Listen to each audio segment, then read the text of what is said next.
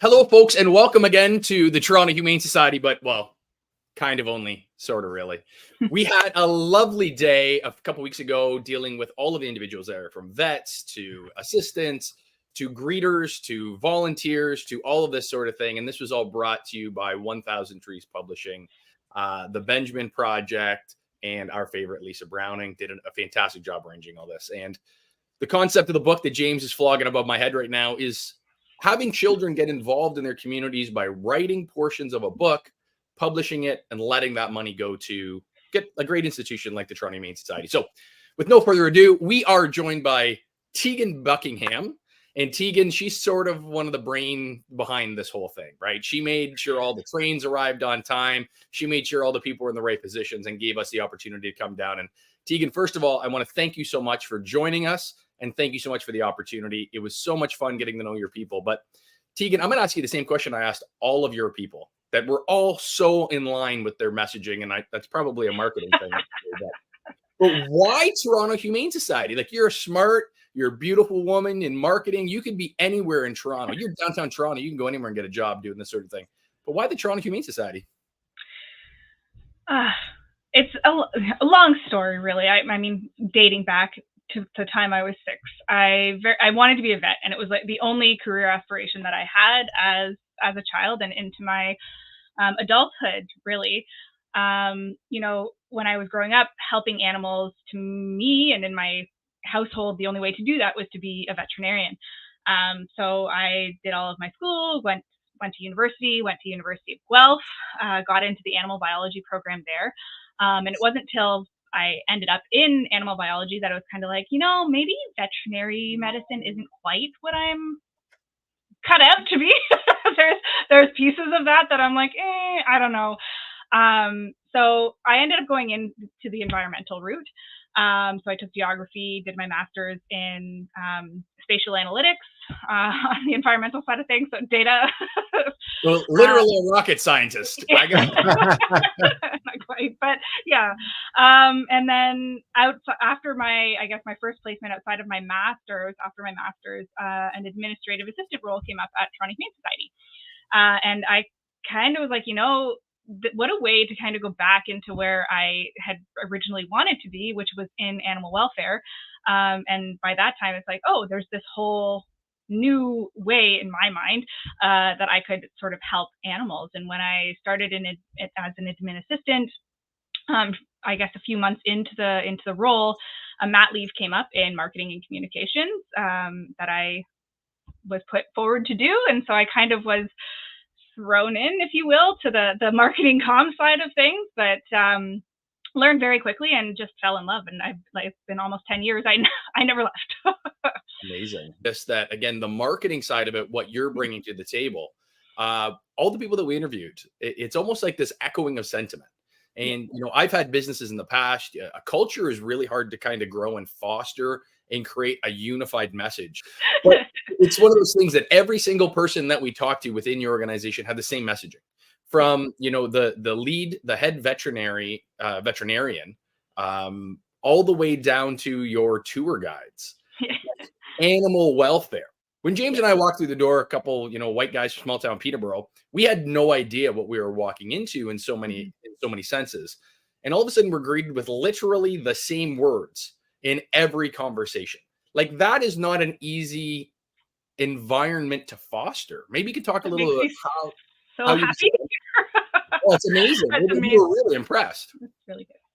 Yeah. So how did we foster? Years in the making, I guess. On Toronto Humane Society, when I started there, the strategy at the time was like, if opportunities come towards us, let's take them and talk. But there was a big focus on our actual animal welfare side of things and improving practices on that side of the organization. And I want to say it wasn't until probably close to, 3 years ago that we sort of really started trying to get that branding, the clear, concise messaging, and fostering that as a whole across the organization as well. So I think it's been a long time coming. So I'm super happy to hear that like we're there, and that we found all the people have found us, I guess, that are aligned in that view. James, you want to try this again? That's just it. They were all aligned, and that's really important to have people underneath you when you're dealing with the welfare of not only people but animals. And that was the message that we heard over and over again. I know when Pat and I first showed up to the Toronto Humane Society, we were like, oh, this is the place where, you know, animals get adopted and they get dropped off. And really, that is all we knew about the Toronto Humane Society. And the story that was painted by us was this beautiful story of like mentorship, of conservatorship, of really taking care of the streets of Toronto. Could you talk a little bit about how you're taking care of the streets of Toronto? Yeah. So I think a big shift, and I want to say it's within the last 5 years at Toronto Humane Society with our last strategic plan, we really sort of wanted to, rather than provide, I guess, a Band-Aid solution, which is in a sense is what a shelter is to sort of tackle root problems and provide care to pets and their families, to keep them in their homes and out of the shelter system. So like an ideal scenario for us at Toronto Humane Society would be a society in which we don't need to exist. Like that's our and should be any charitable organization's goal, right? So, you know, we're trying to hit something where we're not needed anymore. And in that sense, you know, not needing a shelter anymore would be unbelievable. And so in order to do that, though, we can't just keep providing shelter services. We need to do something to prevent the need of the shelter. So to prevent animals from coming in. So I think that like we're offering public veterinary services that are it's more accessible. We are providing training services and consultations for behavioral challenges that pet owners may have.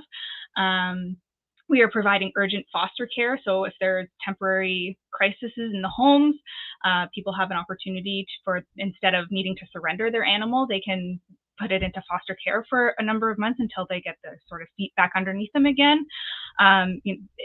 The list goes on. Food bank, community days, all just, again, so families can kind of get their bearings and keep their pets with them.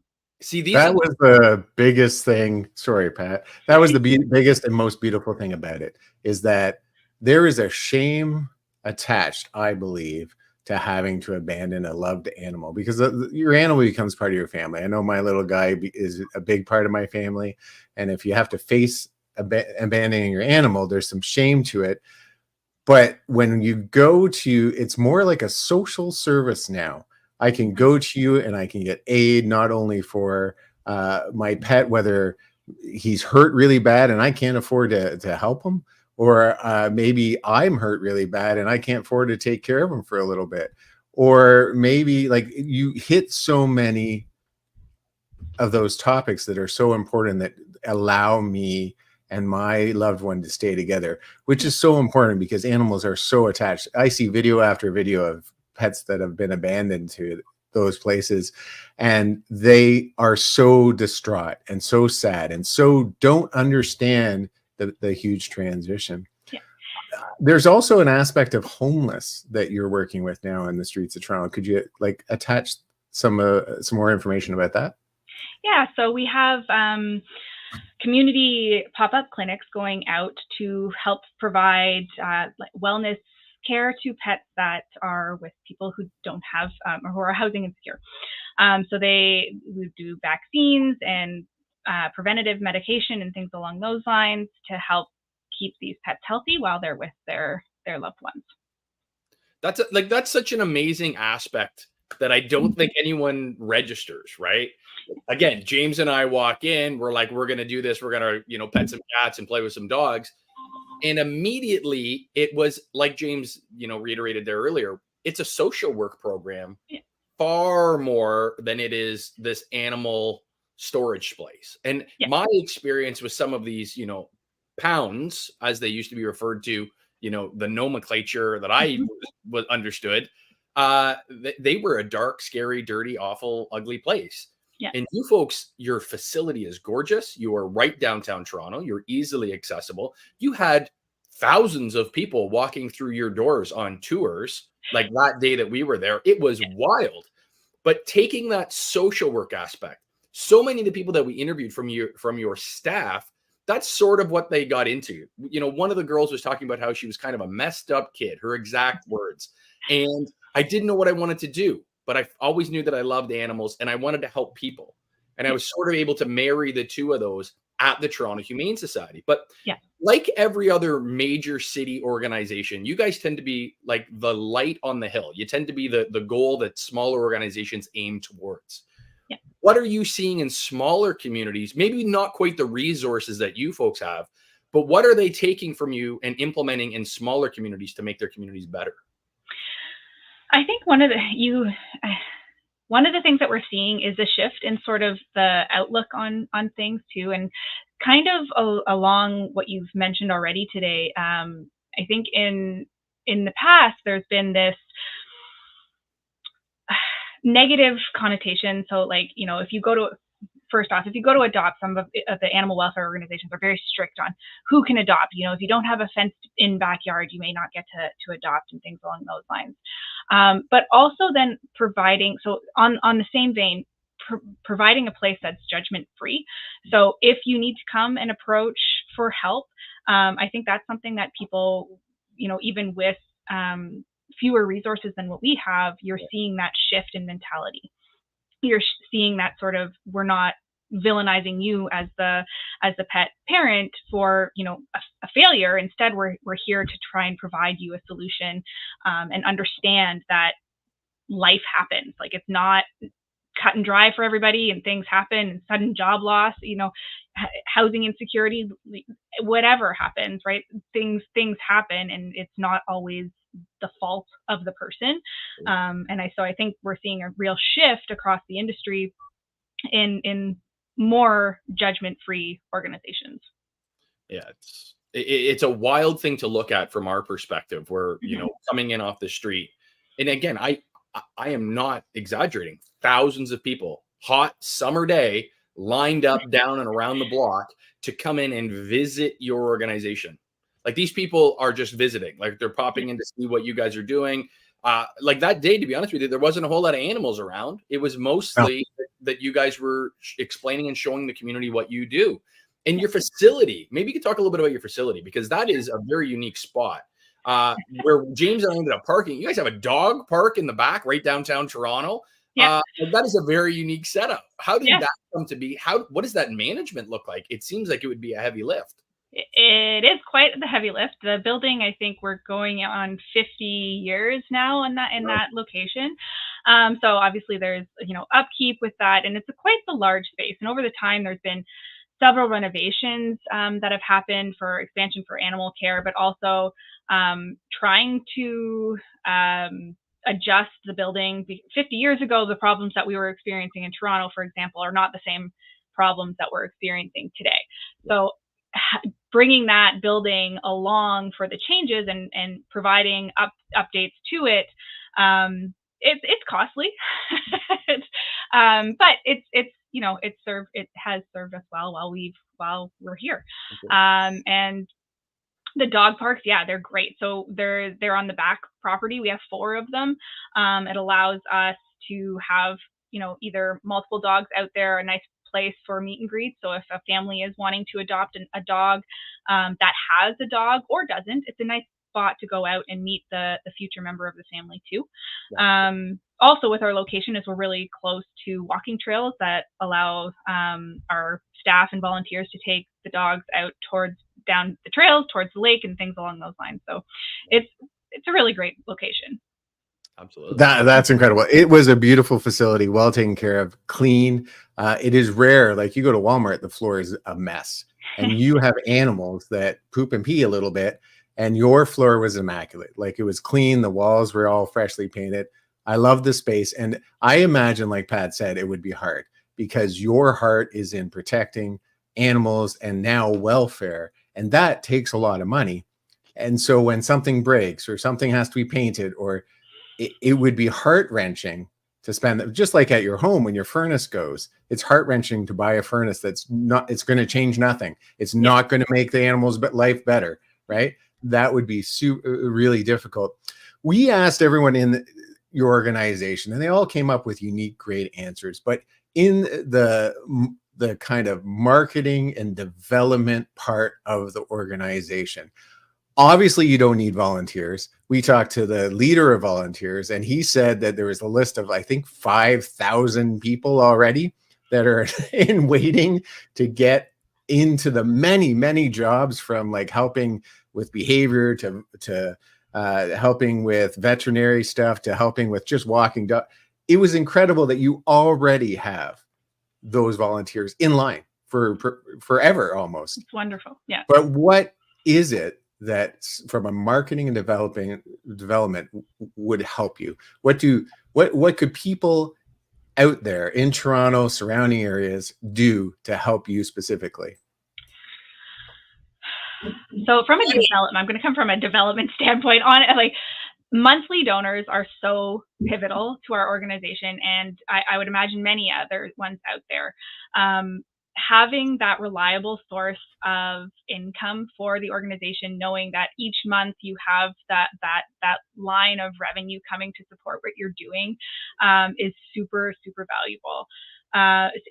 Monthly donors can be anywhere from $5 a month to upwards of $500 a month. Whatever is, it's very flexible. Whatever is feasible for the person looking to provide the donation. We also have different programs on how people, like, what those donations go towards. So we have a community partner program where if you, again, start $5 a month or less, you can be contributing right back into our public veterinary services to help support the community that you're in.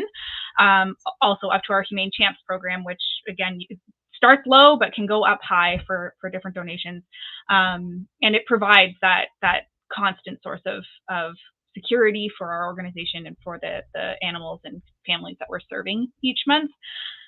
Secondly, I would say word of mouth. If you have spoken to us, if you're watching this, talking to your peers, to your family, and just letting them know that we're here, what the services we offer. Because like you, James and Pat, many people don't know that we're more than just an animal shelter. Like, we offer all of these different services, and I think having just sort of additional support on spreading that message is super valuable, not only to us but to the community.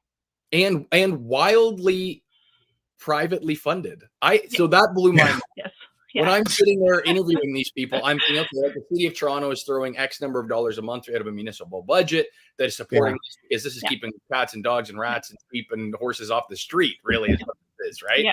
And at the end of the day, you folks are 100% solely funded by the loving, caring individuals of your town there. Yes. How do you guys give back? Like, I know you do a great job with the animals themselves, but when somebody comes in and drops that check, there's always something that the marketing department gets. They get an email, they get a card, they get a book, they get something. What is one of the things you guys have been working on over the last little while? Oh my goodness. The list goes on, I would say. It depends. It depends on what we've been working on. Different plaques. We've been working on when it comes to recognition, how to, like, social, online, and how that all looks. Well, I did know the reason why I asked this, and it's a loaded question, but when you walk into your building, there is a plaque list of donors, previous animals, that sort of thing that's there. And like, as you walk by that at the front door, again, thousands of people, and I mean this, it's like, there's Swifts here. I don't know what's going on here today. And it was like a golden retriever sitting over in the corner, right? Like, celebrity status for these guys. Yeah. But you see that you folks are doing that sort of thing, where it's not just, hey, we need all your money. We need all your money to take care of these animals. I want to pull in your heartstrings. I'm going to give you the 30-second commercial with dogs in the crates and flies in the eyes. And come on. For a cup of coffee a day, right? Yeah. You folks are doing so much more than that. And again, from us, it was a really cool opportunity and privilege to be able to showcase some of that. And I hope we do it justice, because I think the work that you folks do is phenomenal. But that that fact alone, that the city of Toronto is not writing you guys a check every month, making sure your doors and lights are on, blew my mind. Yeah. Yeah. No. We are definitely reliant on donors, whether that be an individual or a company. None of our programs are government funded or reliant on government funding. So absolutely. Yeah. No, I think it's incredible. So in the city of Toronto, they take cats off the street. They make sure that they're healthy and not covered with infections or bugs. They make sure they're neutered or spayed so they can't, recreate and cause a problem of overpopulation. Yeah. They take care of dogs. If a homeless person can't get into a shelter because they have a pet, and it's no different than us. We love our pets. They protect us. They watch over us. It would probably be more so for someone who is homeless and living in a tent. But when they go to a shelter during the winter, a lot of shelters won't take an animal. Even though, in my personal opinion and what I've seen, the unhoused people have the most well-behaved animals I have ever met. They sit beside them. You can walk right up. You can roll on them. They are the most well-behaved, but still, they are not allowed for whatever reason to go into these shelters. And instead of them being outside and cold and this dog being outside and cold, you will take in the dog while they're in the shelter and allow them to be reunited afterwards. It's not like, you can't take care of it because you're unhoused. We're taking him away.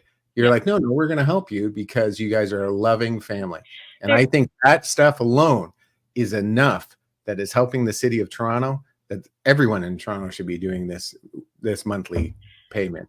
Absolutely. And there's so much behind that human animal bond for both the person and the animal. And, severing that bond is just really not what we are wanting to do. We're wanting to preserve it. We're wanting to provide resources for that. And so that, the animal doesn't know that, something went wrong, and when they come into a shelter system, and they're just left confused.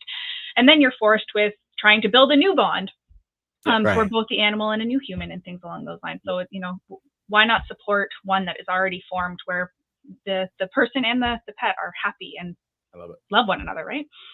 Tegan, it's a beautiful message. I love the organization. It was an absolute privilege for James and I to come down there and work with you guys. Hopefully we can do it again real soon. Tegan, shout out some of the places where people can check you folks out. I know you got a bunch of social media projects on the go. You're always big in that realm. You've got Instagram, TikTok, YouTube, all that. Give out your handle so people can follow along and see what you folks are doing, the amazing work on a daily. Yeah, so first and foremost, definitely go to our website, TorontoHumaneSociety.com. So we're on Twitter, which is now X, so at THS Tweet. We have at Toronto_Humane_Society on Instagram. We have Toronto Humane Society on Facebook. I'm trying to think. We're on LinkedIn. We're on TikTok. We're pretty much everywhere. YouTube. We're all over. Awesome. Find us.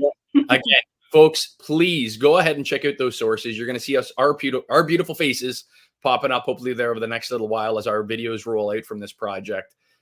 Tegan, I want to thank you so much. I want to thank your organization. All of you guys there are doing an amazing thing for your community, and you're doing it sort of under the radar. Not everyone knows what it is that you folks do on the daily, and it was a true privilege that James and I got to kind of go on with the flashlight and shine a little light on that. And like I said, hopefully we'll get to do something again with you folks in the future because it was such a cool project. It's been wonderful. Thank you so much for coming in and chatting with us. It's been a pleasure. Absolutely. From me, folks, as always, wrapping up the Toronto Humane Society project. James, what do you think, pal? You just don't want to say it. The whole time we were in the Toronto Humane Society, we were interviewing all these people, and his sign off is let's make some money together. And he's just too embarrassed to say it because it doesn't really fit with the Toronto Humane Society. Doesn't fit. But I love every single thing you do, Tegan. I think what your organization, every single person I talked to, from the person who was volunteering to the person that was running the show, the CEO, was in line in lockstep and loving every second. The smiles on their faces could not be wiped off. Wonderful. Everyone is happy there, including the great animals we met. We, like Pat said, met a wonderful golden retriever. We even met a beautiful cat. I'm sorry I don't like cats, but this cat is pretty cool, sitting in the sunbeam, and I hung out with him. I do truly love everything you're doing. I'm telling you right now, I talk a lot about mental health and about self-improvement. I walk home every day and I'm greeted by my dog. My kids have moved away and I have my dog. And when I walk in the door, it doesn't matter. Every day he's excited to see me, and every day my heart is filled with joy. And I am just so happy that you guys are working towards keeping those bonds instead of trying to separate them and make it, judgmental, like you said. Yeah. So for me, folks, let's heal our minds, bodies, and souls together. I love y'all.